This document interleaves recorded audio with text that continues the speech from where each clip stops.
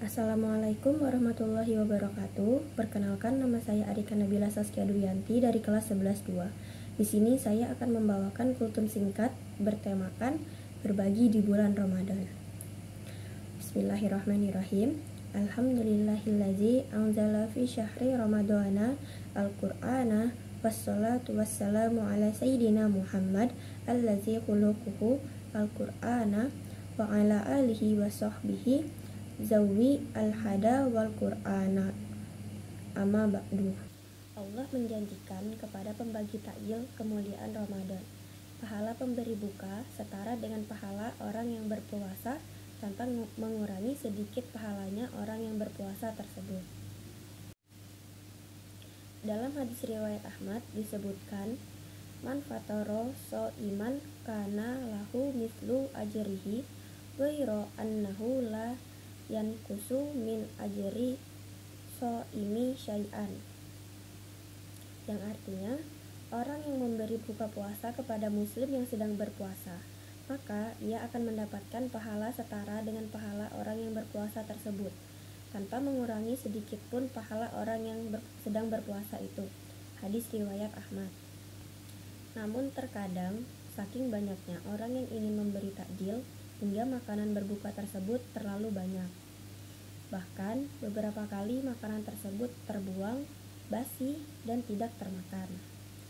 Kita tentu takut dengan ancaman Allah Subhanahu wa Ta'ala dan Rasulullah SAW terkait orang-orang yang berlebihan. Mereka adalah termasuk saudara setan.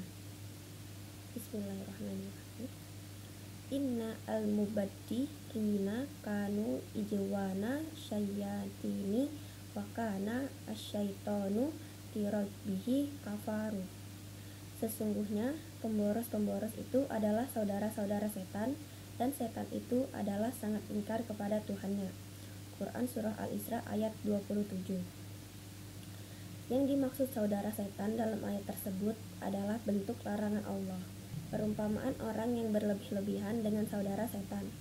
Menurut ulama tafsir adalah karena setan selalu menggampangkan, membuang-buang sesuatu dengan mudah, dan menghambur-hamburkan uang mereka demi sum'ah, menunjukkan bahwa mereka punya banyak uang. Para ulama memaknai al-mubazir dalam Al-Quran dengan menginfakkan harta di luar kebutuhan yang diperlukan. Makna ini dinukil dari Imam Asy-Syafi'i dan menjadi rujukan jumhur ulama atau Al-Qurtubi. Dalam konteks mengeluarkan takjil, jika takjil tersebut diinfakkan sesuai kebutuhan dengan uang yang tidak digunakan untuk kebutuhan lain, maka tidak termasuk mubazir. Dalam ayat lain, Allah Subhanahu wa Ta'ala berfirman, wa kulu washrobu wala tusrifu innahu la yujibu musrifin. Makan dan minumlah, tetapi jangan berlebihan. Sungguh Allah tidak menyukai orang yang berlebih-lebihan.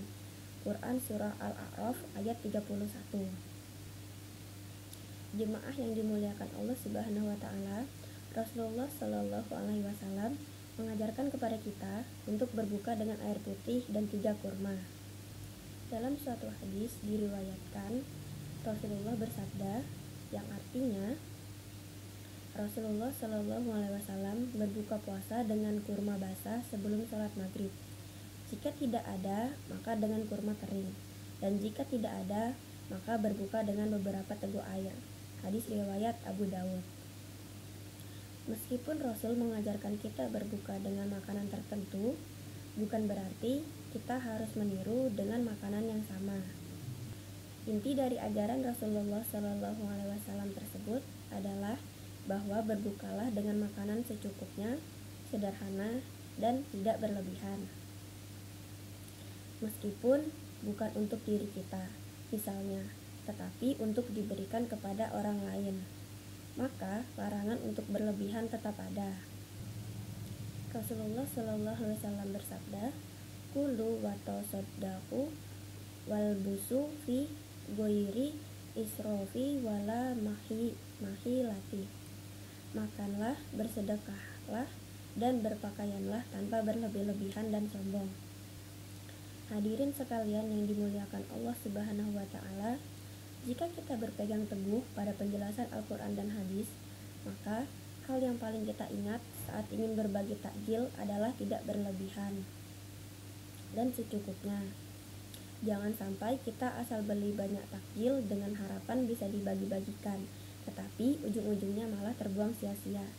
Niat hati kita mungkin ingin memperoleh kemuliaan Ramadan, tapi kita juga dapat teguran keras dari Allah Subhanahu wa taala karena menyia-nyiakan makanan. Lalu bagaimana caranya agar takjil yang kita bagikan itu tidak sia-sia dan terbuang? Pertama, ganti takjil kita tersebut dengan uang. Berikan uang tersebut kepada orang-orang yang sangat membutuhkan. Dengan demikian, mereka bisa mengatur sendiri kebutuhan mereka dan tidak ada makanan yang terbuang. Dalam hadis dijelaskan anjuran untuk memberi buka. Maka apapun yang bisa digunakan untuk berbuka sudah dihitung pahala oleh Allah Subhanahu wa taala.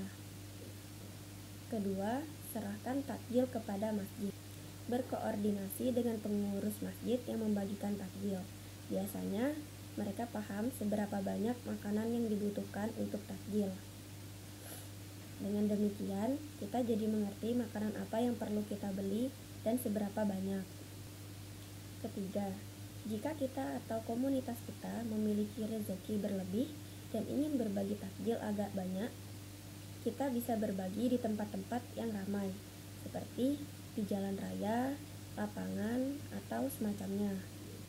Namun juga perlu diperhatikan agar sampah yang dihasilkan bisa dikumpulkan dan tidak mengotori, serta merusak lingkungan.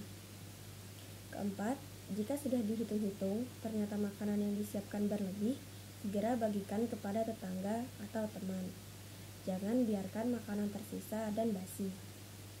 Bisa jadi ada beberapa orang yang tidak sempat atau tidak mampu membeli makanan, sedangkan kita malah buang-buang makanan. Nauzubillahi min dzalik. Hadirin sekalian yang dimuliakan Allah Subhanahu wa taala, sekian kultum singkat yang bisa saya sampaikan. Mohon maaf bila terdapat kesalahan. Wallahul muwaffiq ila aqwamit thoriq. Wassalamualaikum warahmatullahi wabarakatuh.